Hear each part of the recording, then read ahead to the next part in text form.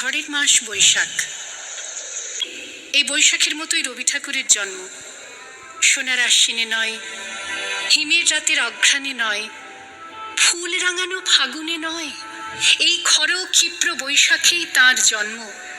এই খ্যাপা বৈশাখের গৈরিক তিলক দিয়েই সাজানো তার জন্মদিনের ললাট। বৈশাখে প্রকৃতির নতুন জন্ম, আমাদেরও নতুন জন্ম এই বৈশাখে, 25শে বৈশাখে, রবি ঠাকুরের জন্মদিনে। দেখতে হয় না ক্যালেন্ডার, জিজ্ঞেস করতে হয় না তারিখটা কবে, আগে থেকেই বুকের মধ্যে সাড়া ওঠে 25শে বৈশাখ আসছে, রবি ঠাকুরের জন্মদিন। বছরে একটা দিনের জন্য তারা নতুন হয়ে যায়। চারপাশে নীলে লালে সবুজে হলুদে রঙিন ফুলের আলপনা, মাঝখানে খয়েরি রঙের সুতোয় রোজ দুপুরের না ঘুমানো চোখে কাজের ক্লান্ত অবসরে বোনা হয়ে চলেছে সেই 4টে লাইন। উদয়ের পথে শুনিকার বাণী, ভয় নাই ওরে ভয় নাই, নিঃশেষে প্রাণ যে করিবে দান, ক্ষয় নাই তার ক্ষয় নাই। শুধু কি সূচি কাজে?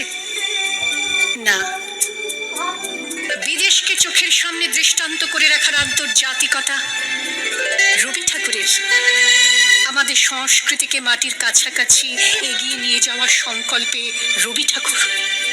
আমাদের সভ্যতাকে দানবের হাত থেকে ছিনিয়ে নেওয়ার সংগ্রামে রবি ঠাকুর। আকাশে, মাটিতে, মনে এত যে বৃষ্টি পড়ে, তার ছন্দ রবি ঠাকুরের। এত যে ফুল ফোটে, তার গন্ধ রবি ঠাকুরের। তাই প্রতিদিনই তার জন্ম, কোনো দিনই তার মৃত্যু নেই।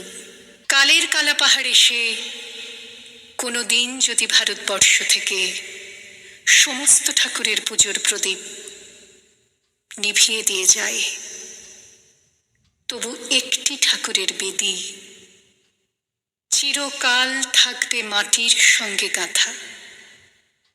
কোন ঠাকুর? রবি ঠাকুর। রবি ঠাকুর।